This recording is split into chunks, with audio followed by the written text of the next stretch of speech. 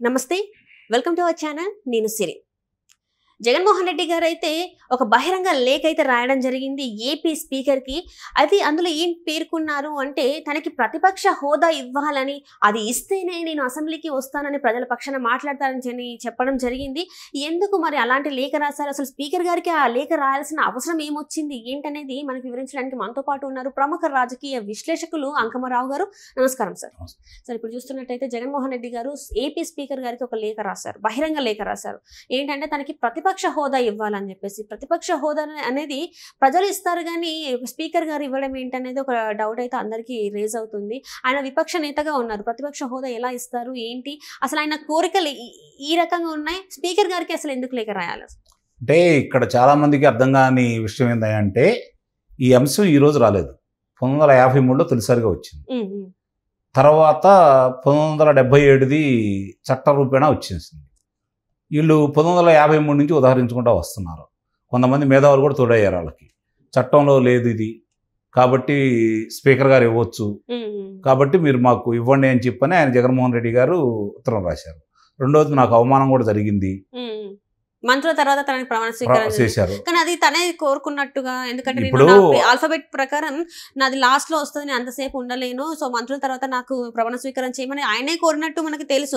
మళ్ళీ ఎందుకు లేఖలు అది పేరు? అంటే అక్కడ ఏమనుకున్నాడంటే చంద్రబాబు నాయుడు గారు, పవన్ కళ్యాణ్ గారు మానవతా దృక్పథంతో 5 సంవత్సరాలు ముఖ్యమంత్రిగా ఉన్నాడు, 5 సంవత్సరాలు ప్రతిపక్ష నేతగా ఉన్నాడు కాబట్టి ఆయన గౌరవిద్దామని చెప్పని ఆయన వాహనాన్ని అసెంబ్లీ ప్రాంగణంలోకి అడుగుపెట్టి ఇచ్చారు. గేట్ కాడ ఆపితే ఈ గొడవ లేకుండా పోయేది. గేట్ దగ్గరే ఆపి ఆయన నడుచుకుంటూ వచ్చినట్టయితే ఆయన సత్తా ఏంటి, ఆయనకి ఏ హోదా ఇస్తున్నారని అర్థమైపోయేది. అది దాటి వీళ్ళు మానవతా దృక్పథంతో ఆలోచించారు కాబట్టి అది అలుసుగా తీసుకున్నాడు ఈరోజు. రెండోది, వంకగా కారణం చూపిస్తూ ఉన్నాడు. ఇందాక నేను ఉదరించినట్టు 1953లో జరిగింది, 77లో జరిగింది. 77లో జరిగినప్పుడు ఆ రోజు చాలా స్పష్టమైన నిర్ణయం తీసుకున్నారు లోక్సభలో.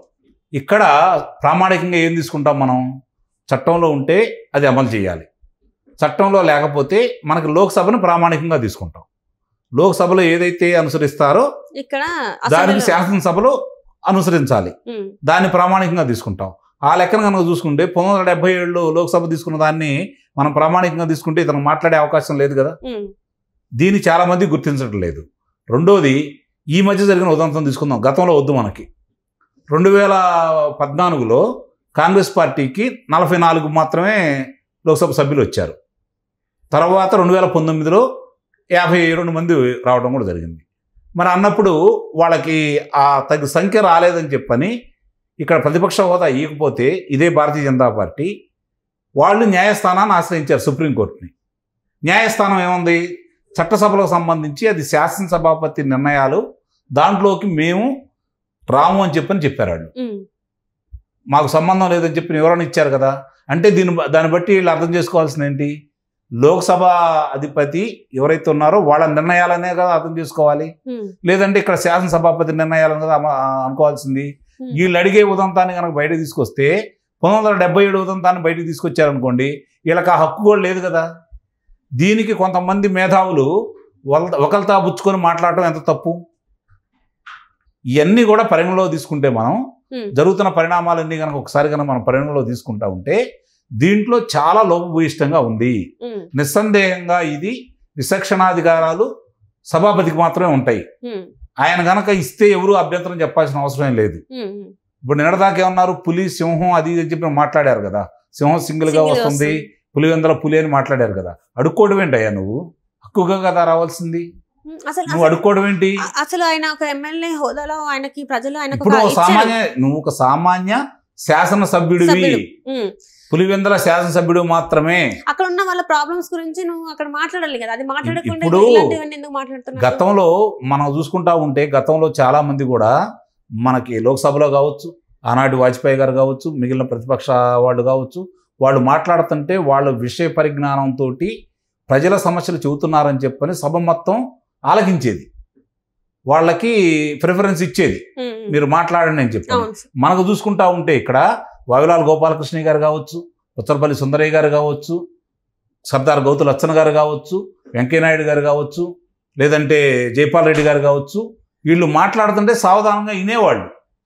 వాళ్ళు చురకలిస్తూ నాటి ప్రభుత్వాల మీద ప్రజా సమస్యల గురించి మాట్లాడుతూ ఉండేవాళ్ళు. మాట్లాడటానికి సంఖ్యాబలము హోదా అక్కర్లేదు. ఇక్కడ ఏంటయ్యా అంటే చాలామందికి అర్థం కావాల్సింది ఏందయ్యా అంటే ఎందుకు ఆ హోదా గురించి వీళ్ళు ఇంత పట్టుబడుతున్నారు అంటే దానికి సంబంధించి వాళ్ళకి సంబంధించిన ఖర్చులు ప్రభుత్వం భరాయించాలి, వాళ్ళకి సంబంధించిన వాహనాలు ప్రభుత్వం ఏర్పాటు చేయాలి, వాళ్ళకి సంబంధించినటువంటి నివాసయోగ్యమైనటువంటి మంచి మంచి భవనాలు వాళ్ళకి కేటాయించాలి.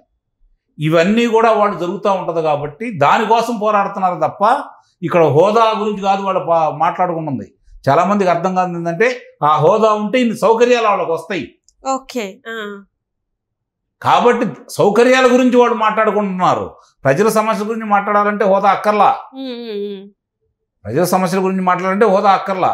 ఒకసారి ప్రజా సమస్యల గురించి మాట్లాడుతూ ఉంటే సభాపతి అడ్డుపడ్డా, సభ్యులు అడ్డుపడ్డా ప్రజలు గమనిస్తారు కదా.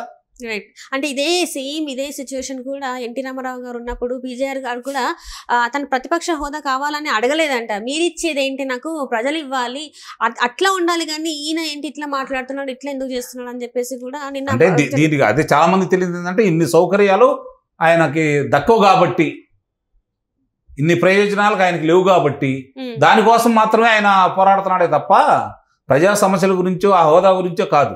ఆ హోదా ఉంటే ఇవన్నీ వస్తాయి, ఈ సౌకర్యాలన్నీ ఆయనకి లబ్ధి ఎక్కడ కూడా చూస్తున్నా ఆయన ముఖ్యమంత్రిగా ఉన్నప్పుడే కావచ్చు, ఇప్పుడే కావచ్చు, ఎంతసేపు తన కోసం ఆలోచిస్తున్నారు కానీ ప్రజల కోసం ఆలోచించే ప్రసక్తి లేదంటారు. లేదు. ఎందుకంటారు మరి? ప్రజలు ఇప్పుడు మళ్ళీ ఓటేసి ఆయన గెలిపించారు కదా ఎమ్మెల్యేగా. ఇంకా ఇప్పుడు ఎమ్మెల్యే కూడా ఇప్పుడు రీసెంట్ టైమ్స్ లో వస్తున్న వార్త ఏంటంటే ఆయన ఎమ్మెల్యే పదవికి కూడా తను రాజీనామా చేస్తున్నట్టు కూడా మరి వార్తలు వస్తుంది. చేసే అవకాశం ఉందంటారు. శాసనసభ్యుడిగా ఆయన ఉండాలని ఎప్పుడు కోరుకోడు. ఆయనకి ఏందంటే ముఖ్యమంత్రిగా ఉంటేనే ఆయన మీద ఉన్న అభియోగాలని తప్పించుకోవచ్చు. ఏదో ఒక వంక పెట్టి 5 సంవత్సరాలు న్యాయస్థానానికి వెళ్ళలేదు, 5 సంవత్సరాలు ముందడుగు వేయలేదు, 5 సంవత్సరాలు వాళ్ళ బాబాయ్ గారి హత్యకు సంబంధించిన విషయాలని మరుగునపరిచే విధంగా చేసుకోగలిగాడు. ఇవన్నీ చేసుకోగలగటానికి ఆయనకు కావాల్సిన అధికారం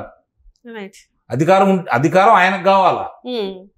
అర్థమైందా? ఇక్కడ ముఖ్యమంత్రి పదవి అనేది ఆయనకు అవసరం, ప్రజలకు అవసరం లేదు. ప్రజలు ఆయన ఉంటే ఏం జరిగిందో తెలుసు కాబట్టి ప్రజలు పక్కన పెట్టారు. ప్రజలు చంద్రబాబు నాయుడు గారిని కావాలనుకున్నారు కాబట్టి ఆ కూటమిని గెలిపించుకున్నారు. నిన్ను వద్దని తిరస్కరించారు. అయినా సరే నువ్వు దీనికోసం పాటుపడుతున్నావు, దీనికోసం మాట్లాడుకుంటున్నావు, అడుక్కుంటున్నావు అంటే ఇదే అర్థం. దీని గురించి వేరే ఏం లేదు ఇంకా. కాబట్టి ఆలోచించుకోవాలి. Right sir. అంటే ఇప్పటి వరకు చూసుకుంటే జగన్మోహన్ రెడ్డి గారు ఇప్పుడు చూసుకుంటే ఆయన పులివెందుల్లో లేరు, బెంగళూరులో ఉన్నారు. మరి ఇప్పుడు ఆయన బెంగళూరులో ఉండి మళ్ళీ ఇటు వచ్చే అంటే తాడపల్లి ప్యాలెస్కి వచ్చే అవకాశం ఉందా, లేకపోతే పులివెందులకు వచ్చే అవకాశం ఉందా, లేకపోతే అటు నుంచి అంటే వేరే దేశాలకు వెళ్ళే అవకాశం? భారతదేశంలో ఉన్నంత వరకు ఇబ్బంది లేకుండా ఇక్కడే ఉండాలా, రావాలా. ఆయన విదేశాలకు వెళ్తే ఇక రాడు. అసలు నేను పోయినసారి చెప్పినట్టుగా ఎన్నికల ముందే రాడు అనుకున్నాను, ఫలితాలు వచ్చిన తర్వాత వస్తాడు అనుకున్నాను. ఆయన మితిమీరిన విశ్వాసంతో వచ్చి ఉంటాడు. పొరపాటును రేపు పొద్దున మళ్ళీ కుమార్తెను చూడాలనో లేకపోతే వేరే పని మీద కనుక విదేశాలకు వెళ్తే మాత్రం ఆంధ్ర రాష్ట్రానికి కానీ భారతదేశానికి కానీ రాడు. ఇది మాత్రం రాసి పెట్టుకోండి.